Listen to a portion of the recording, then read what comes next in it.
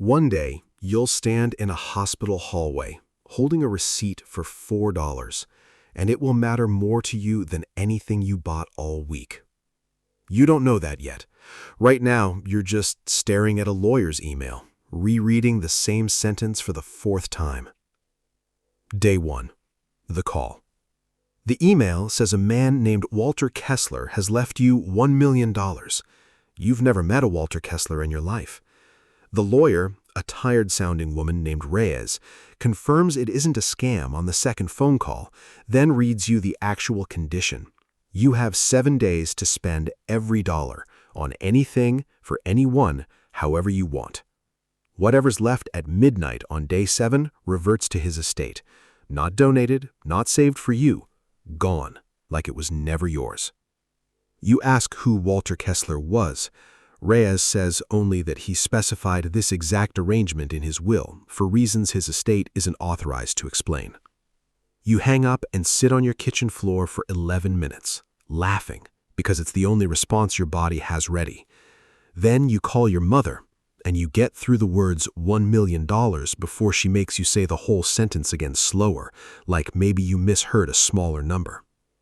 You don't sleep that night. You lie in the dark doing arithmetic you've never had a reason to do before. 1 million divided by 7, divided by 24, divided by every hour you're about to spend awake trying to give it all away on purpose. Day 2. The spree. You wake up rich and spend the morning proving it to yourself.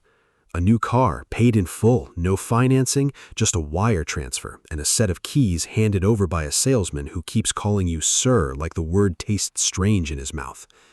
You buy a watch you can't actually read the second hand on because your wrist is shaking too much to hold it still. Dinner that night costs more than your rent used to, a tasting menu you don't have the vocabulary for, wine the sommelier describes in words you nod along to without understanding a single one. You buy your best friend a plane ticket to somewhere neither of you has been just to watch her scream into the phone when the confirmation lands. By midnight, you've spent $60,000 and you feel, for the first time since the email arrived, slightly sick. Not from guilt, from velocity. You had no idea how physically exhausting it is to spend money on purpose, fast, for hours at a stretch, the way other people work a double shift. Day 3. The wall. You hit a problem nobody warns you about. There are only so many things you actually want. You sit in a furniture store you don't need furniture from, staring at a couch, trying to want it enough to buy it. You don't. You leave empty-handed for the first time all week, and the number in your account barely moves, and the clock in the corner of your phone screen suddenly feels louder than it did yesterday. That night you do the math. $900,000 left. 4 days remaining. You used to think money was the hard part. It turns out meaning is the hard part, and you were almost out of both time and ideas. Day 4. The turn. You're getting coffee when you overhear the barista on the phone, voice cracking, trying to explain to someone why she can't cover a hospital bill this month. You don't decide to help her. Your body just does it. You pay the bill before she's even finished the sentence, standing at the counter like it's the most normal transaction in the world. Something shifts after that. You spend the rest of the day finding people instead of things. A stranger's overdue rent, a kid's entire wish list at a toy store delivered anonymously. It spends faster than the car did, and for the first time all week, the number going down doesn't scare you at all. Day 5. The letter. A second email arrives from Reyes, a letter Walter Kessler wrote before he died, released to you only now, on day 5, by his own instruction. He explains that he built a fortune young and spent 30 years finding out that none of it made the decisions easier, only faster. In his final year, with no children and no clean way to know who deserved what he'd built, he decided to run this same 7-day test on 6 different strangers he'd never met, picked at random from people who'd once written to his foundation for help they never received. He isn't watching you spend, he writes. He's already dead.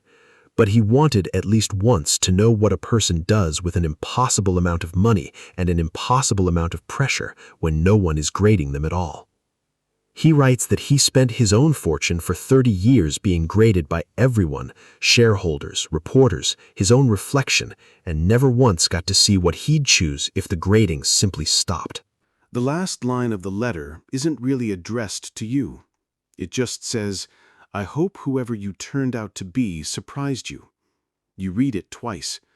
You cry harder over a dead stranger's handwriting than you did over the $60,000 from day 2. Day 6. The choice. $210,000 left. You could burn through it in an afternoon on things that photograph well. Instead, you call Reyes and ask if any of it can go somewhere specific: a scholarship fund, a name attached, a kid from your old neighborhood who never got the shot you got. Reyes says that counts as spending, same as anything else. You spend 4 hours on the phone setting it up properly instead of 4 minutes swiping a card, and it's the first purchase all week that feels like it might outlive you. $11,000 is left by midnight. You're not panicking.